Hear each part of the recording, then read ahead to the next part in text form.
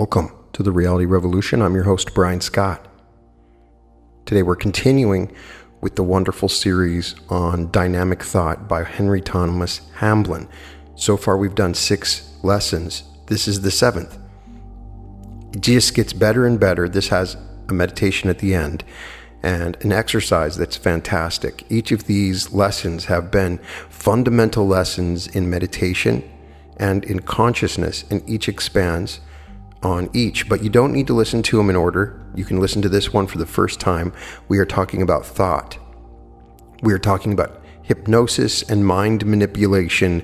The meditation at the end is very much like the love and light meditation, and his overall teachings were magnificent and really apply to the lessons that we're learning today about reality creation. As if they were written today, they seem very modern and compared to the other New Thought authors.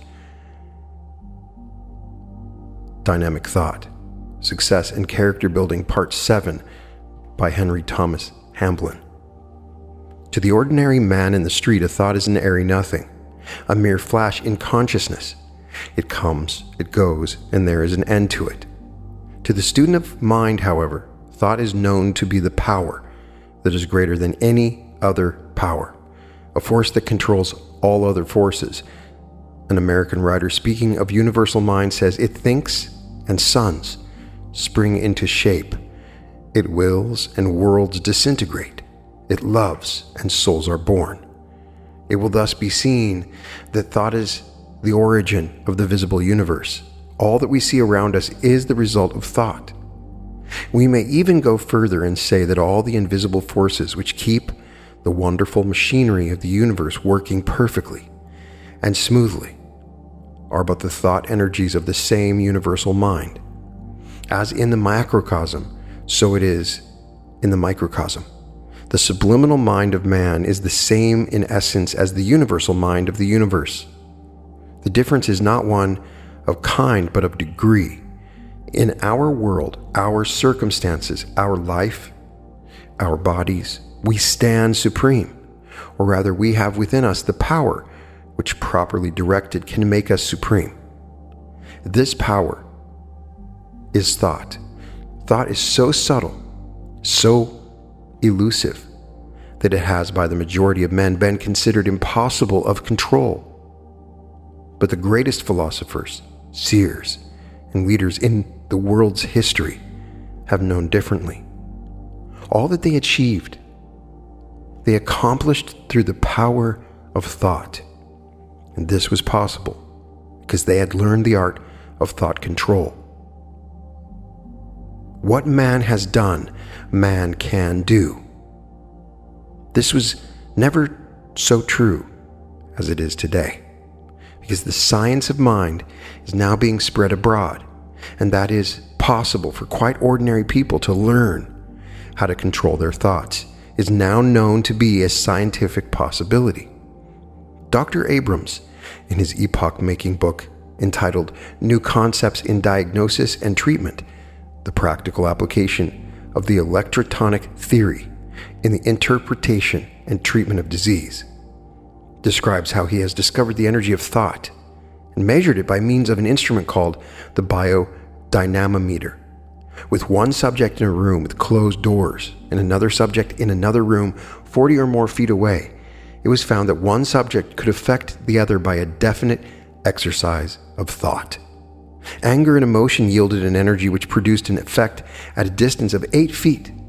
Dr. Abrams also found that there are 3 great energy centers in the human body: the right and left side of the brain, called by him the right and left psychomotor areas, and the fingertips.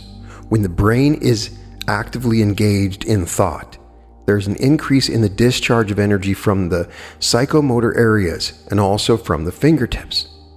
It was found that ordinary people discharge energy from one psychomotor area only, but a great thinker discharged energy from both. The amount of energy discharged in this way can be gauged by the fact that Edward Markham, the poet, discharged energy from his left psychomotor area alone equal to a resistance of 60 ohms. As the energy discharged from a giant magnet with a lifting capacity of 400 pounds, to the square inch is only 32 ohms, we can form some idea of the immense power of thought which man possesses. The flow of energy from the fingertips is also suggestive. In all ages, the laying on of hands has been recognized as a healing act. Now it is proved by scientific means to have been simply the power or energy of thought. You will therefore see that thought, so far from being an airy nothing or a mere flash in the consciousness, is a wonderful and potent force, the most wonderful and potent force of which we know. A man is a small individualized part of the universal mind, alike in essence, but infinity less in degree. Just as the universal mind finds expression through all the universe, so does man, when awake to his own interior powers, express himself by the power of his thought through his body, his work, his circumstances, and his life. Thus far can he go and no farther. In himself he is an epitome of the universe. Outside of the miniature universe he has no jurisdiction. By this I mean that man has the power to do what he likes with his own life, but he has no right to dominate other people or to interfere with their lives. I mention this because there is a pernicious practice being taught today. It is known as mind domination. People are being taught that by using what is called the hypnotic gaze, by telepathy and heterosuggestion, they can dominate other people. It is quite true. It can be done, and it is being done. This is precisely the same method as that practiced by certain criminals in America. By this method, people are being deprived of money and property. They sign documents they do not wish to sign simply because they are compelled to do so by mind domination. No one is to be safe from these misguided people. While you sit in a public room or theater, somebody may be behind you concentrating his hypnotic gaze upon the back of your neck. When you receive a visit from a traveling salesman, he may be working some of his mind-dominating black art upon you in order to coerce you into acting against your better judgment, simply and solely that he may reap a temporary benefit. This sort of thing is not only being practiced, but is being taught both in this country and in America. I mention this in order to put you on your guard against such practices. First, so that you can avoid being hypnotized by these people, and second, that you should never under any circumstances use your mind forces in order to dominate other people. Whoever prostitutes his mental powers in this way is hurrying to disaster. To so misuse the tremendous powers of the mind is to destroy oneself, body and soul. All who sink to these practices are deliberately creating for themselves an inferno of trouble. The powers of mind are like electricity. For the latter, if used according to certain laws, produces beneficial results. If used in opposition to these laws, it burns, maims, and destroys. So it is with the powers of the mind. Used aright, they lead to success, happiness, and all accomplishment. If used wrongly, they grind to powder. Both hypnotism and mind domination are being so largely used and taught that it is advisable to always work against them.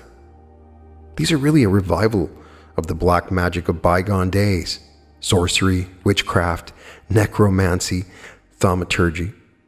They are all the practice of the same power, and all who use them bring destruction upon their own heads. Sorcery, black magic, or hypnotism, or whatever you like to call it, is accomplished by the lower mind of man.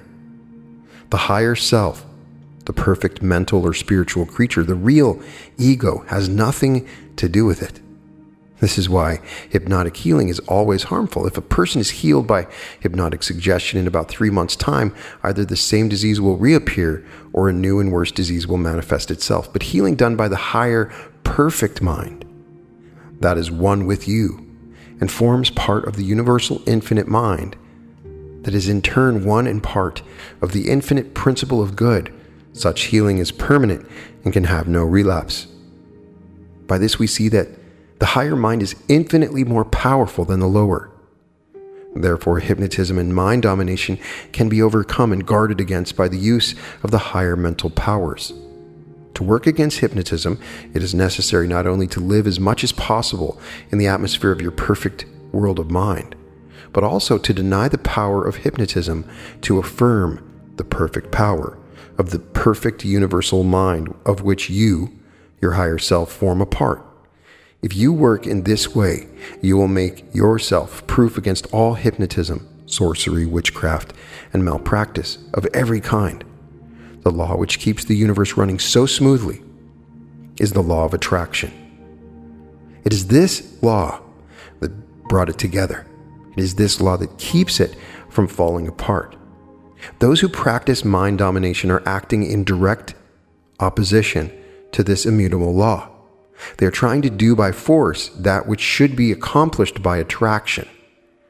Therefore, they are encompassing their own mental, moral, and physical disintegration. All the universe, in all its planes, is ruled by this law.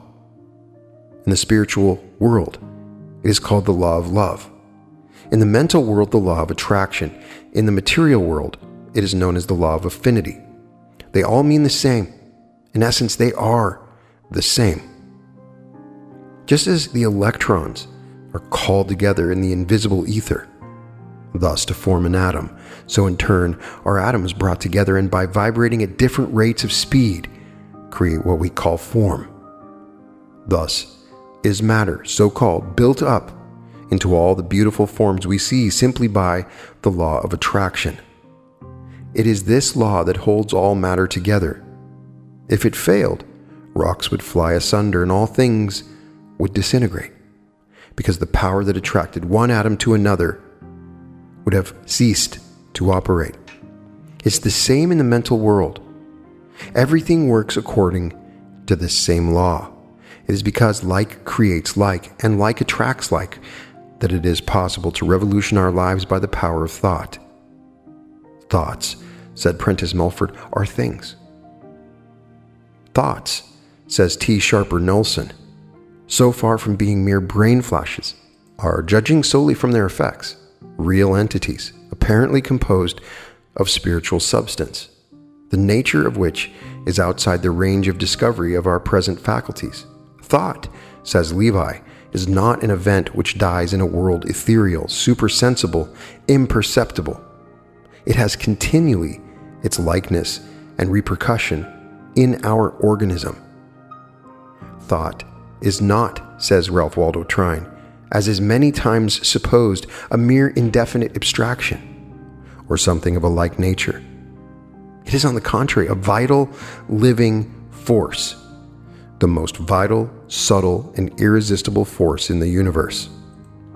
In our very laboratory experiments, we are demonstrating the great fact that thoughts are forces. They have form and quality and substance and power, and we are beginning to find that there is what we may term a science of thought. We are beginning to find also that through the instrumentality of our thought forces, we have creative power in reality. Many more authorities could be quoted, but these will suffice to show that thoughts are things as much as things as town halls or mountains or things. It is a great mistake to imagine that because you can see a thing with your physical eyes, feel it with your hands, or hit it with a hammer, that it is for that reason more real than something you can neither see nor feel. On the contrary, the unseen is vastly more powerful, lasting, and forceful than anything you can see with your physical eyes. What you see with your eyes is only the effect of greater causes which are invisible. Everything exists in the unseen before it is manifested in the seen. And in this sense, it is true that the unseen things are real, while the things that are seen are the unreal. The unseen things are cause. The seen things are effect. The unseen things are eternal. The seen things are the changing, the transient.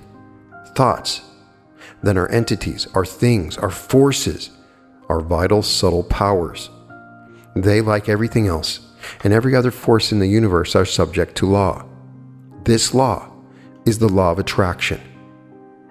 Whatever thoughts you think will attract to you thoughts of a similar nature.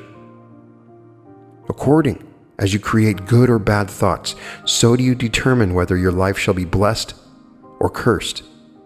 If you think a good thought and dwell upon it, and as it were, nourish it with your meditations, it will not only bless and enrich your life, but will attract hosts of other thoughts of equal power and beauty, which will hasten to minister to you.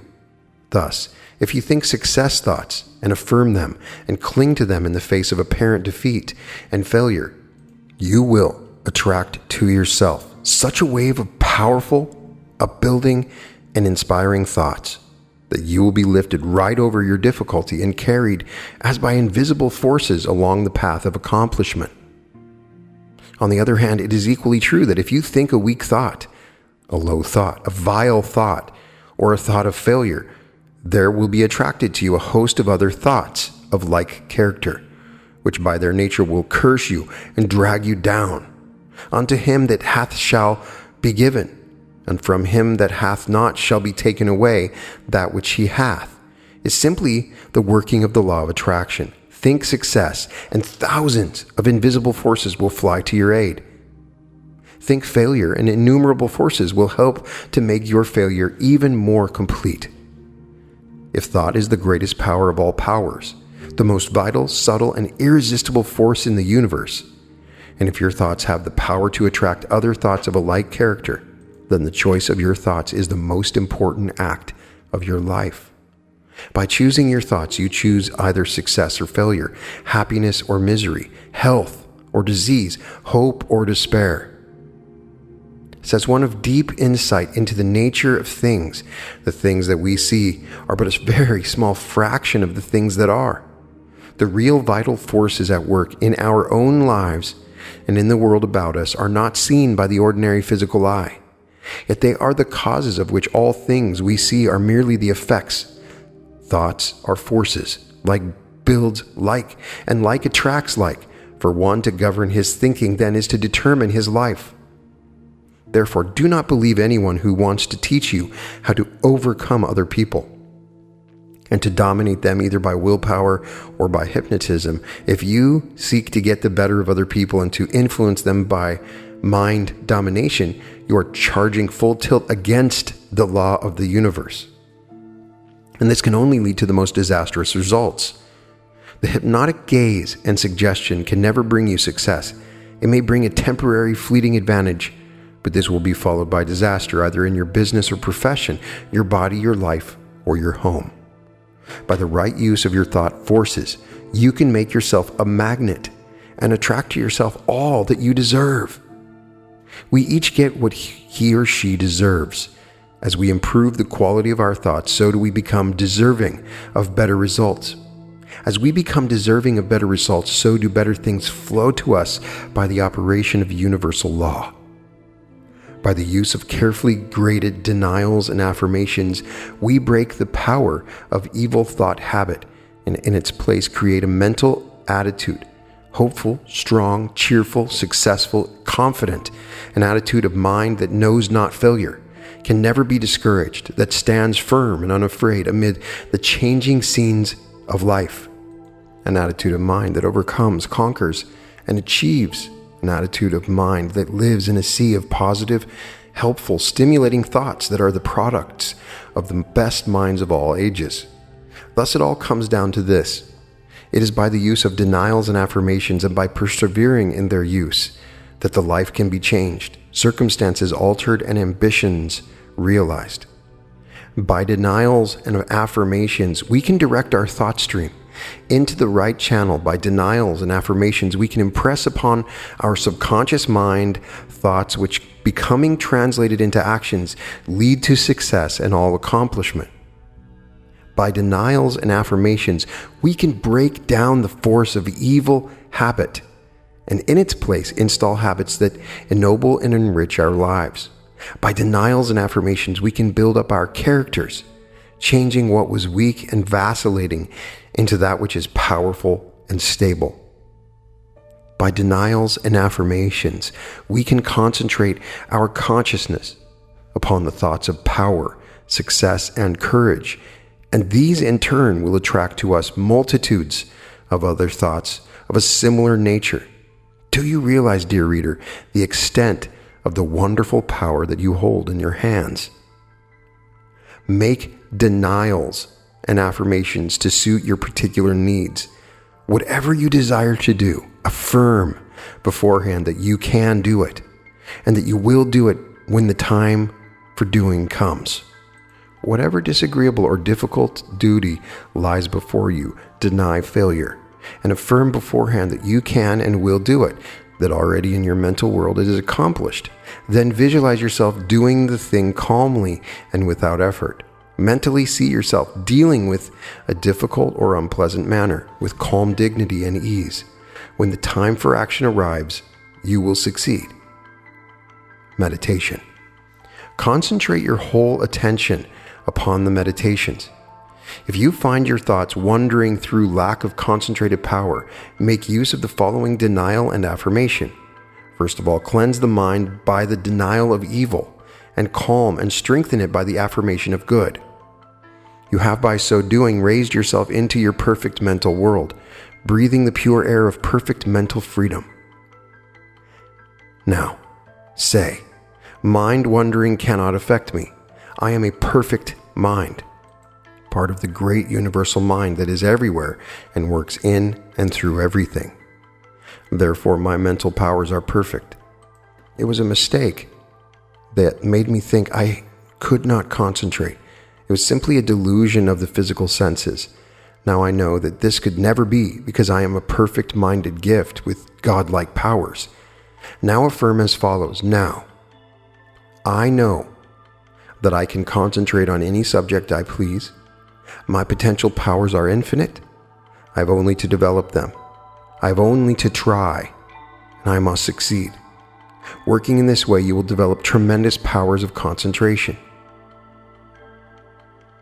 Meditation 7. I send out my thoughts to all mankind and say, Dear everybody, I love you.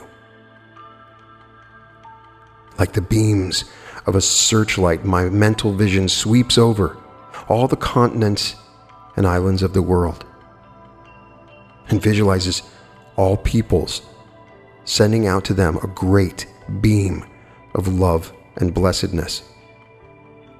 Then it takes in all sky and sun and earth and sea and the sweet breath of heaven. It embraces all animals and flowers and loveliness. It sweeps through 1,000 sunsets and 1,000,000 dew-washed, fragrant dawns back to the one source of all life, again affirming, I love you. I love you. Then, into my heart flows a great wave of divinest peace, a great inrush of the accumulated love force of the invisible universe. I become submerged in a sea of infinite blessedness. Thus, in blessing others, do I help to make the world a little better, and in return, I am doubly blessed. For this week's visualizing exercise, take 6 small articles and examine them very carefully one at a time. For instance, if one article is a lead pencil, look at it and see in what respect it differs from other lead pencils. You notice its color, its shape, either round, hexagon, or oval, its point, well sharpened or otherwise, the maker's name and trademark, what kind of lead, either BBB or JIB, the name of the pencil, its condition, scratches on the surface of the polish. All these and many other points should be minutely noticed. Examine each article in turn and just as minutely. When you have examined them all, shut your eyes and visualize each article and see every point and peculiarity in your mind's eye, just as you did with your physical sight. Change the articles from new ones from day to day. Appendix. If you lack knowledge of a certain subject and desire to gain this knowledge, then tell your subliminal mind what it is that you require. It will then either supply, direct the knowledge that you need or bring to your notice the very book or course of lessons that you require. Also, in solving your problems, your subliminal mind may bring a sentence to your notice, which directly you read it, tells you that it is the answer to your riddle. The more you can quieten the senses and the objective mind and rely upon your subliminal mind, the greater will be your wisdom and understanding. In the letter I have sent you this week, I speak of visualizing and affirming the success that you desire to demonstrate. In the same way, hold the picture of perfect health ever before your mind. Let it be a constant inspiration and a source of radiant joy. And that is lesson 7 in dynamic thought, success, and character building. This particular lesson was great. The discussion of the ethics of manipulation and the direct result and implications in relation to the law of attraction, and how when you attempt to manipulate others, you're working against the law of attraction. And in my own case, as somebody that became a master practitioner in NLP and learned hypnotism early in my early 20s, there is a section of that field that is dedicated to manipulation, and it is very powerful. And this particular learning is important, understanding the higher mind, because you can make changes if you try to hypnotize yourself a little bit, but it's going to be temporary unless you're appealing to the universal mind. I've tried to do that with the universal mind meditation and other teachings. It is an awareness, this particular mind that works allows you to create your reality in a certain way. It is like your subconscious. It is your subconscious at the same time. So it's important understanding that, as Neville Goddard would explain, if you're manipulating somebody else, you're manipulating yourself. And what happens is you get manipulated by other people. When you start manipulating others, it always seems to be you're around a bunch of other people that end up manipulating you. It's so interesting how the universe works perfectly in that manner. So do the meditation in here and send out love. Say to everybody in thought form, I love you, and then send out the sweeping searchlight of love all over to every part, and then bring it into your heart. It's a powerful technique. The discussion of thought at the beginning of this is incredibly relevant, and of course it's repetitive. I talk about it all the time with all these teachings, but get it into your mind that when you think, it is a real thing. It is not just a flash that goes through your mind, and it is an real living form that affects the substance around you. And your thought is the most important force on this planet, in the universe, in your life. It thinks and suns spring into shape. It wills and worlds disintegrate. It loves and souls are born. Never forget that. Power of your thought is so magnificent. And if you learn to think properly, if you learn to think in the right way, you attract thought streams that come to your mind. One thought attracts another thought. So if you think one thought, you'll start to have more success thoughts, wealth thoughts, health thoughts. All those thoughts will come to you from the higher universal mind. You're not doing the thinking. You're just a radar, a radio that's hearing the thinking streams that move through the universal mind. These dualities exist within the universal mind, and you're attracting them like a television set. So the thoughts that you accumulate influence the reality around you and your very actions and instincts. So you just want to swim in a field of success. Success books, success affirmations, success teachings all around you. When you do that, you start to invite these thoughts of success. It's an amazing thing. And the concentration exercise reminds me of the Raja Yoga exercise. It's a really important exercise in awareness. If you start to focus on little tiny details, minute details to the objects around you, and try to revisualize them, it enhances your visualization power. And it seems that your reality that you start to create becomes more vivid, and the things that you create becomes much more rich and deep. So try that exercise out. Please put in the comments your experience with these meditations and the exercises. Stick with this. I promise you, every 2 weeks we're going to get a new lesson. We're almost done. There's 12 lessons in this particular dynamic thought book, and it's best to do them And you take each lesson, take your time with one, work on it for a couple of weeks, go back to lesson 1 and start there, and you start to change your connection to the universe. You get a better understanding of the subliminal mind, how it differs from the subconscious mind, and in your process, you're starting to learn how to think. And it's a very powerful teaching when done in this way. Or individually. Some of these lessons may sound repetitive, but they're not. He's teaching a way of understanding the thinking process and denying and affirming certain thoughts that seems basic, but then it's not. You'll find yourself coming back to this material often, even though it's simplistic. It is powerful in its purity. In any case, please let me know what you think. How are the lessons going for you? I'd love to hear what these lessons in the dynamic thought have taught you, and if you've had any realizations through them about your thought patterns. In any case, all episodes of The Reality Revolution can be found at therealityrevolution.com. You can now get full access to the Aura program, and I have a link in the description. It is recordings of all the RealityCon events that we had. We had some amazing teachings. I channeled my higher self, and you can see all of that with 3 new meditations, a secret episode that's on the channel, in addition to other new material and new channelings in the future. So check out that link in the description if you want to get access to the Aura program, which is alternate universe reality activation. In any case, all episodes of The Reality Revolution can be found at therealityrevolution.com, and welcome to The Reality Revolution.